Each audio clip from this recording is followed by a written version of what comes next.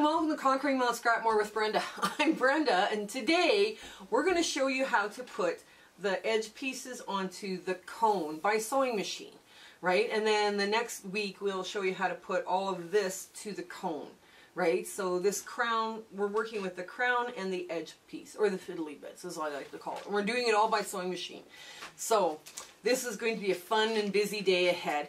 But first I want to talk to you about Tucker from Tucker's Quilting and Sewing. He's got a YouTube channel here, and I'm going to put it in the show notes below. He does a lot of fun and interesting things, and it's interesting watching him as he's a young man doing quilting, right? So he thinks a lot of stuff outside the box, which is I just think is great. The other thing is we have a Facebook group. Now, when we're filming this, we're voting on the November date. But by the time this airs, the November date's probably been voted on and decided on. But if it is, I'll let you know in the show notes below as to when the sew date is. And what else have I got to talk about? Oh, the rooms. The rooms. Our Facebook group, we decided we would start impromptu sew dates. So as you guys are free, you have free time, and you want to hang out and sew, go to the Facebook group, hit on the tab with rooms, and there might be somebody in there already sewing. And this way you guys as a group get to know each other a little bit better, and you get to hang out with, new people and come sew. So, come on in, we got lots of sewing to do today. Okay, so I pulled all my big pieces out of the bag, and I've got my crown in here, which I don't need. I'll need that next week. But I'm just going to pull out all of these pieces here. Now, what I have done with my crowns, and when I do this on my hand sewing too, I take and line up what pieces I'm going to have where. So I want this one first, then this one, and then this one. That way I don't lose track of what I'm sewing, right? So I'll do these in a bit. But I'll just take one of the crowns. So I've got 5 pieces here, right? Like 1, 2, 3, 4, 5. I've got 3 of these squares and 3 of these triangles, or 2 of these triangles, sorry. Now, the way I do Y seams, I would want to sew them this way, right? And that's the way I'm going to show you how to sew them. But first what I'm going to do is I'm just going to open up this seam just a hair, so I can see where my seam line is, right? Because that's the big trick with these, right? And what you do is you just do one at a time. Like, you don't have to do a whole bunch of these at a time. And what I do is I line this up, and I want a 1/4 inch down. A 1/4 inch there, right there. And so now I'm going to line up this edge here. And I'm just going to put my pin in. So I drop my pin in. Now this is about the only time I pin.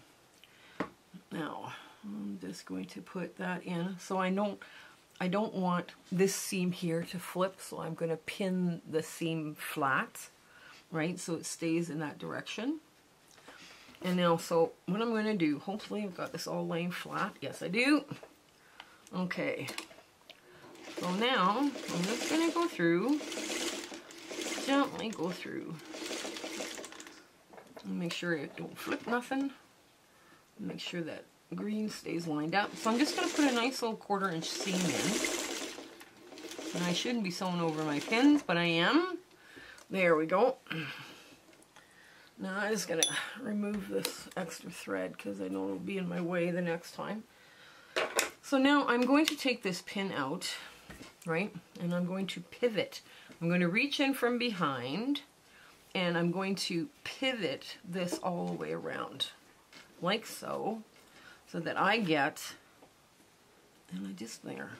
so I get this to fall nice and flat. And there it is. It just felt really nice and flat very quickly. And there we go. And of course my foot is on too tight. There we go. Lift it up there. So that's our first little edge bit. Here. I'm gonna get my little handy dandy plug that probably should be retired, but oh well.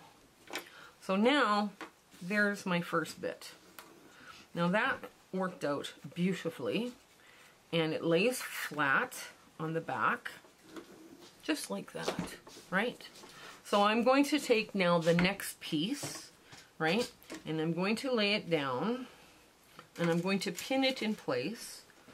You don't want to go too far on these. Like, you don't want to do, like, when you're hand sewing, like I start at the yellow side, and I just, you know, I go up and down and up and down, because I'm just doing one long continuous piece of thread, right? But when you're machine sewing, you got to be a little more careful. So I want my pin right dropping down in that center, and I'm going to put it 1/4 inch in both directions, see, just like that. And I'm going to line up my piece. Come on. Come on, you can do it. You know how to do this. There we go. Oops. I want to lay my piece out so that it lays nice and flat along that edge. And my points here should match up, right? So I'm going to put a pin in here just to keep this seam flat. This one here, flat, right? Because I don't want it to flip on me. Now I'm just going to run a tiny little 1/4 inch seam. Okay.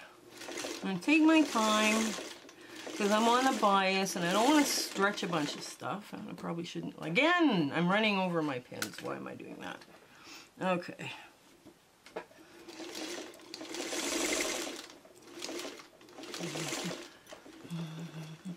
And I hand crank so I meet right where that intersection is going up the middle, right? So now I lift my piece, my foot, with the needle down. It's important you pivot with the needle down. And I pull my piece from underneath, and I pull it around until I get to the orange. Now, here's a little trick.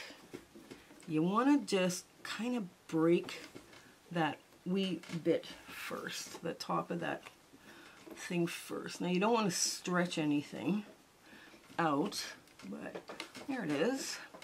And your points are going to match perfectly. There it is. Woohoo! Oh, that's nice. Nice, neat, beautiful little point. And there we go. Right off the edge, and we have yet another beautiful point.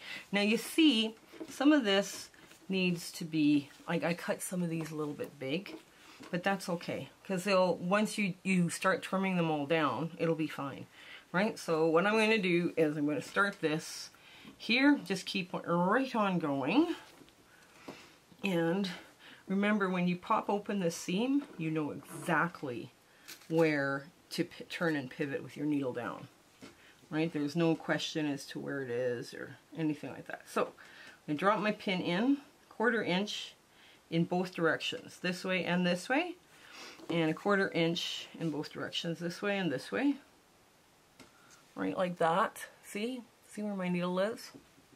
Right there. Okay. And I line that up, and I roll my pin under. And now I pin to keep this thing from flipping, this seam from flipping here. Just like that, right? Just like that. And I start down.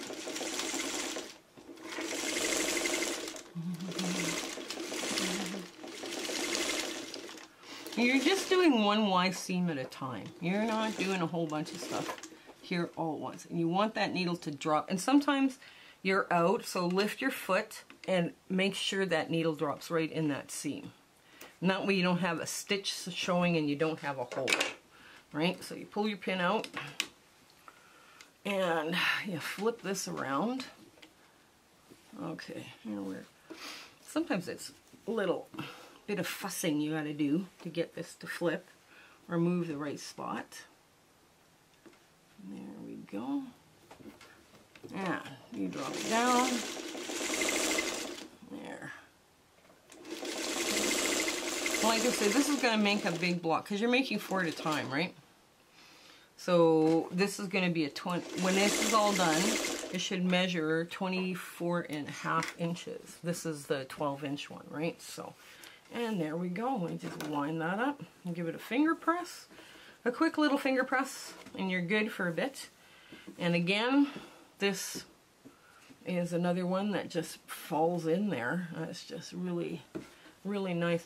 I used a variety of greens, but I kept my background all the same color because I thought that looked better for some reason. And I had lots and lots of scrap neutrals, low volumes to use up, so I was okay with just using a bunch of fabric and moving it out of my stash. I always get some fun neutrals whenever I get a scrap bag. So this one was a friend gave it to me, and she was tired of it and she didn't want it anymore in her stash, so I gladly accepted it. And now this piece here is just a little bit on the big side, so we're gonna let the feed dogs do their job, and I'm just gonna hold this here just like so and let that excess suck up. Okay, and I don't want that seam flipping. Nope, it didn't flip. Good job. It didn't flip. One of the things, if your pieces aren't fitting right, put the bigger piece on the bottom and let the feed dogs move it in perfectly. It does it perfect every time. And now we grab the bottom, roll it over. Okay, roll it over just a bit. And there we go. And it's bigger here, so let's get the points at least matching. Try and get the points to match. There we go. Okay. There. Why is this bit bigger? I don't know what I did. Well, apparently I've got ones that are bigger. I cut this out in such a hurry, I don't know what I've done. I don't know what I did. Okay.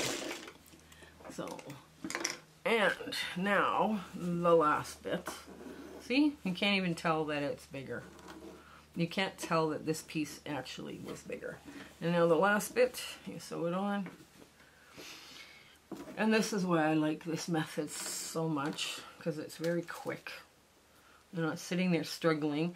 If you had to, sometimes you might need to do it the other way, where, because your pieces, you know, it might be bigger on one direction and not the other, because you've cut them wrong or you've sewed them wrong or something. Don't panic. Just put your bigger piece on the bottom. This is why it's always good to know how to do your Y-seams both ways, right? Because then you're not worrying about how your pieces are all fitting together, right? Because if one is too big and you don't have it to sew this way, you just always, you know how to sew it the other way. So I always practice doing it more than one way, if at all possible, because you never know when you need it the other way.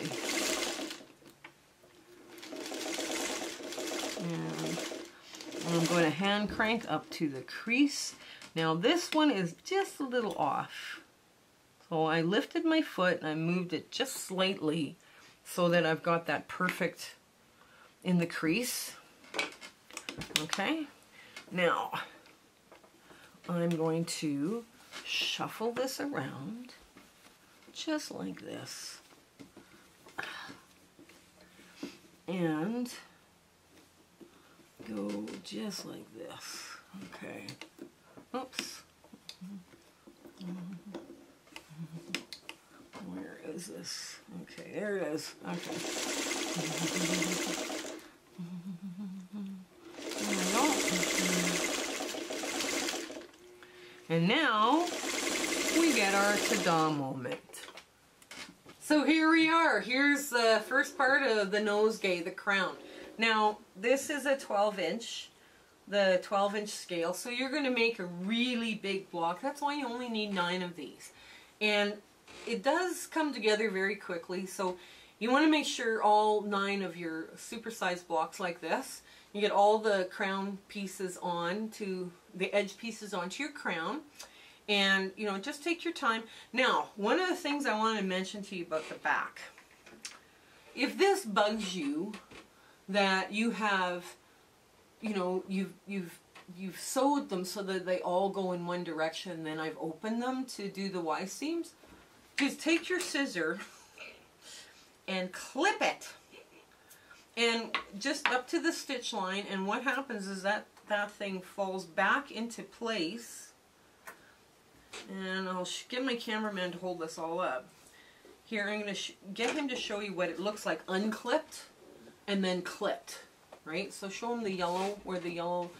So the one side I did clip, and it just lies flat. It lies back where it was. And you don't see where I've clipped it, right? Where the yellow now, when I clip it, it just falls back into place where it was. And the whole thing swirls, and you haven't got something that's gone a little off the rails, right? It just makes it easier for your assembly, that's all. So, catch us next week, and we'll start putting our crowns onto our coins, or our cones, not coins. This will come together very quickly, okay? You guys take care. Have a great week ahead. We'll talk to you later. Okay, bye! My husband and I would love to thank you for coming along with us on our little fun adventure here that we're having. We do have a Facebook group now, and that Facebook group is got some very, very talented quilters in there, and we love sharing and you know, posting pictures and commenting, and it's been a lot of fun. And the advantage of the Facebook group is sometimes I drop patterns in there early, so you kind of get a hint as to what is coming next. After the Nosegay sew along, we're going to be doing curves boot camp right away. So we'll get you sewing those curves, and it'll be fun. It'll be a lot of interesting little blocks that we've got to work on. But we would like you to share, like, and subscribe. Telling your friends about us and letting them know that you kind of like our channel, that means so much to us here. So you take care. You have a fabulous week ahead. Okay, bye!